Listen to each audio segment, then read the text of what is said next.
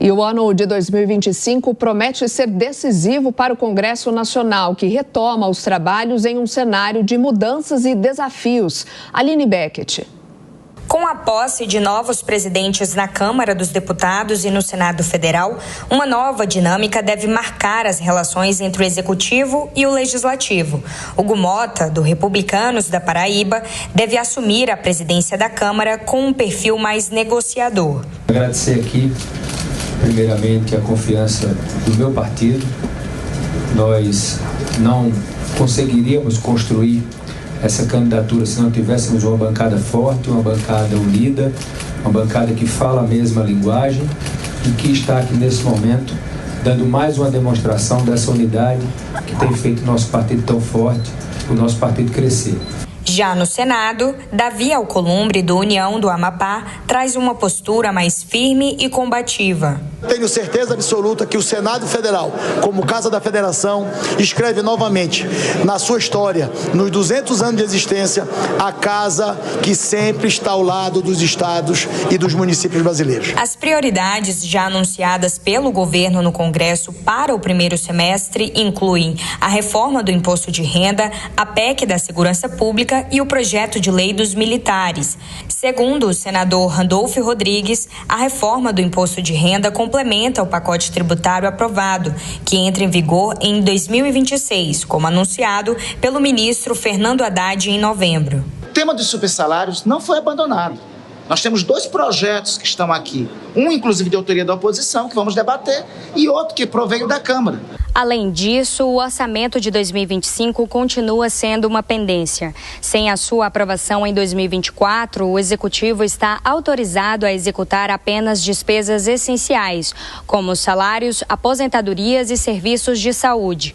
A votação do orçamento ficou para após o recesso parlamentar, prevista para ser retomada em fevereiro. O relator, senador Ângelo Coronel, justificou em nota o adiamento da votação para garantir que o texto reflita as novas medidas de ajuste fiscal aprovadas no final deste ano.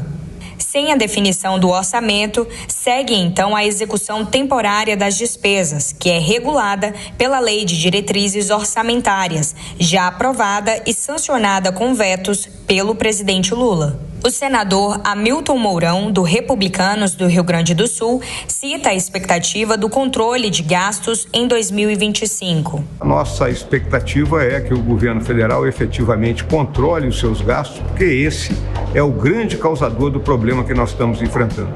Mas não podemos deixar, de ter aquela visão de que o nosso país, pela sua capacidade, por suas características e para aquela que é isso da nossa gente, vai superar essas dificuldades. Já em relação às emendas parlamentares, que foi um assunto de grande debate no Congresso em 2024, o senador Oriovisto Guimarães, do Podemos do Paraná, diz esperar que os parlamentares pensem mais no Brasil. Eu espero que os congressistas pensem menos em emendas e pensem mais no Brasil.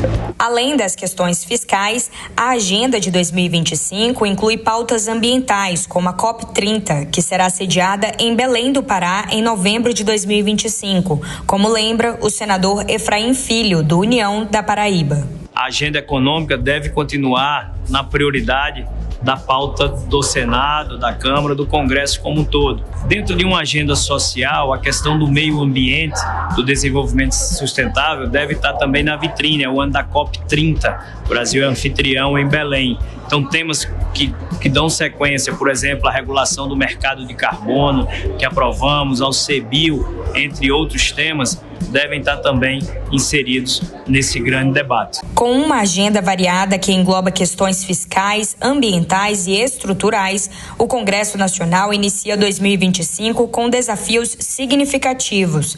A expectativa é de que as novas lideranças, aliadas às prioridades estabelecidas pelo governo, possam encontrar um equilíbrio entre o diálogo e a eficiência, contribuindo para o avanço de temas essenciais para o país.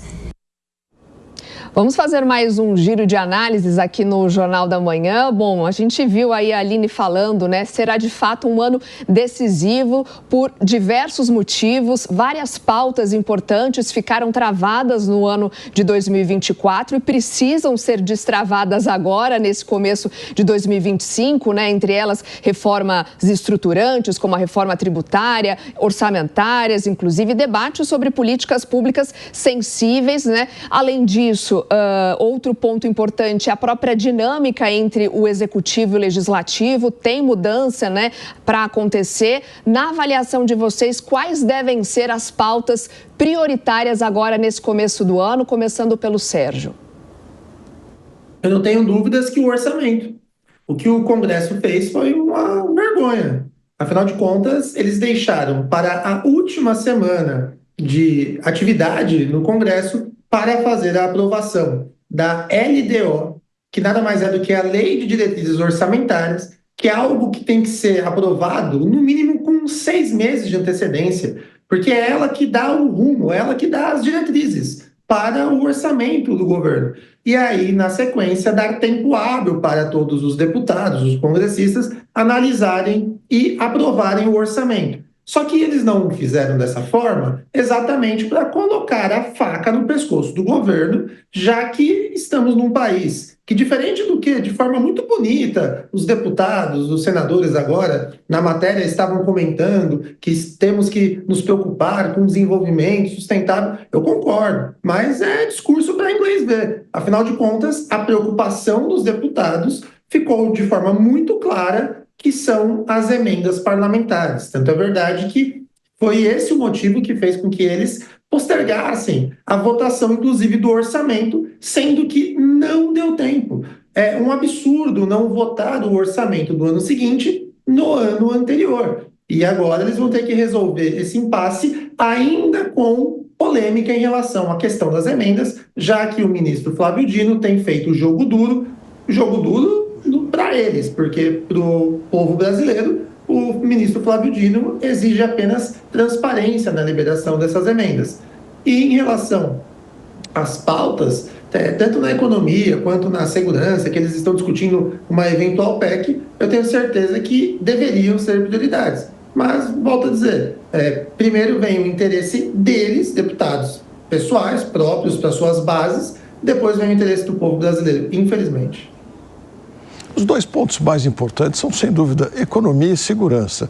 E já que o Congresso atrasou a votação do orçamento deste ano, que já está em vigor, e vai fazê-lo só em meados de fevereiro, que faça um orçamento o mais enxuto possível e que o Executivo assim siga, gastando menos dinheiro com Lei Rouanet e pensando até na razão de fazer essa COP30.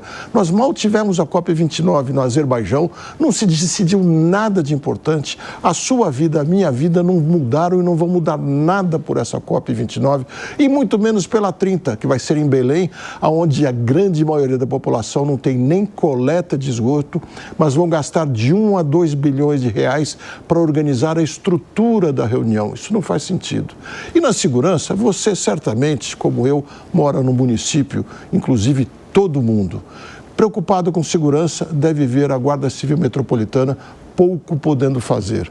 Se o Congresso quer fazer algo pela segurança, o mais importante é dar autonomia a todas as cidades e até os estados para que possam agir com mais firmeza, com mais liberdade no combate ao crime organizado e ao crime comum que tanto nos assola.